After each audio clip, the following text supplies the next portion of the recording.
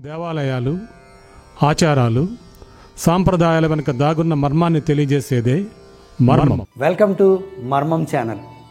ఈరోజు మనం తెలుసుకోబోయేటువంటి అంశం అరిటాకుని భోజనానికి ఎందుకు ఉపయోగిస్తారు, ఈ అరిటాకు వెనుక ఉన్నటువంటి మర్మం గురించి తెలుసుకుందాం. సాంప్రదాయాల వెనుక దాగున్న మర్మాన్ని తెలియజేసేదే మర్మం. అరిటాకులో భోజనం ఎందుకు చేద్దామో ఇప్పుడు తెలుసుకుందాం.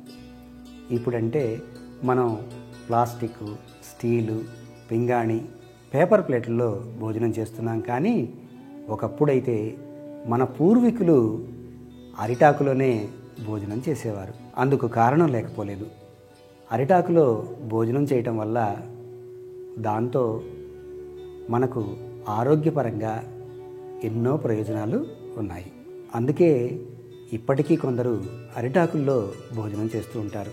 కొన్ని హోటల్స్లోనూ మనం ఇలాంటి పద్ధతిని చూస్తూ ఉంటాం.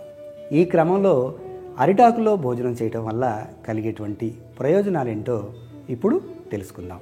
పచ్చటి అరిటాకులో వేడివేడి ఆహార పదార్థాలు వడ్డించడం వల్ల ఆకుపైన ఉండే పొర కరిగి అన్నంలో కలుస్తుంది. దీనివలన భోజనానికి మంచి రుచి వస్తుంది. దీంతో భోజనంలో చక్కటి రుచిని ఆస్వాదించవచ్చు. అరిటాకులో అనేక రకాల పోషకాలు ఉంటాయి. వేడి పదార్థాలు ఆకుపైన పెట్టుకొని తింటున్నప్పుడు ఆకులోని విటమిన్స్ అన్నీ కలవటం వల్ల మనం తినే ఆహారంలో మంచి పోషకాలను అందజేస్తాయి. వేడివేడి పదార్థాలు అరిటాకులో తినటం వల్ల కఫ, వాతాలు తగ్గి శరీరానికి బలం చేకూరుతుంది. ఆరోగ్యం చక్కబడుతుంది. శరీరం కాంతివంతం అవుతుంది. ఆకలి పుడుతుంది. ఎన్నో రకాల జబ్బులను నిరోధించేటువంటి శక్తి అరిటాకులో ఉంది. అరిటాకులో భోజనం వల్ల ఆహారం త్వరగా జీర్ణమవుతుంది. జీర్ణ సంబంధ సమస్యలు పోతాయి. గ్యాస్, ఎసిడిటీ, అజీర్ణం వంటి సమస్యలు ఉండవు. అరిటాకులో భోజనం చేయటం వల్ల అందులోని పోషకాహారం శరీరంలోకి చేరి తద్వారా శిరోజాలు ఒత్తుగా దృఢంగా పెరుగుతాయి. వెంట్రుకలు నల్లబడతాయి.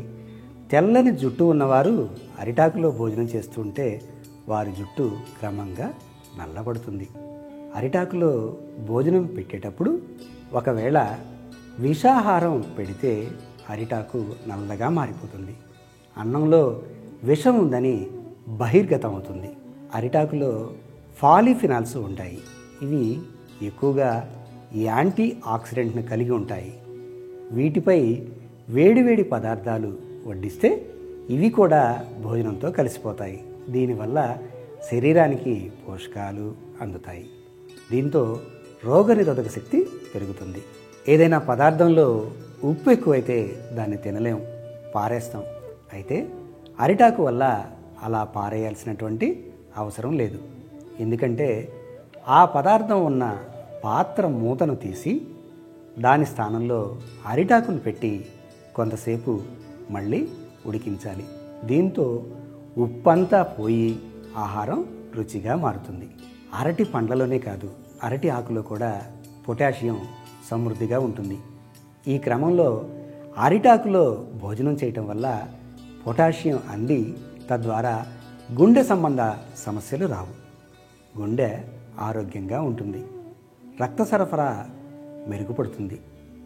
అందుకనే మనం అరిటాకులో ఇన్ని ప్రయోజనాలు ఉన్నాయి కాబట్టే మన పెద్దలు అరిటాకులో భోజనాన్ని నిర్ణయించి అరిటాకులో భోజనం చేయటం ఒక అలవాటుగా మనకి సూచించారు. తెలుసుకున్నాం కదా అరిటాకులో ఉన్నటువంటి మర్మాన్ని. అరిటాకులో భోజనం చేద్దాం, ఆరోగ్యంగా జీవిద్దాం. మా ఈ అంశం మీకు నచ్చినట్లయితే కింద ఉన్నటువంటి రెడ్ బటన్ను క్లిక్ చేయండి. మీ బంధుమిత్రులందరికీ షేర్ చేయండి. మీ అమూల్యమైనటువంటి సలహాలను, సూచనలను కామెంట్ చేయండి. మళ్ళీ మరొక అంశంతో మళ్ళీ కలుసుకుందాం. అప్పటి వరకు సెలవు. మీ సాయి శ్రీనివాస్. దేవాలయాలు, ఆచారాలు, సాంప్రదాయాల వెనుక దాగున్న మర్మాన్ని తెలియజేసేదే మర్మం.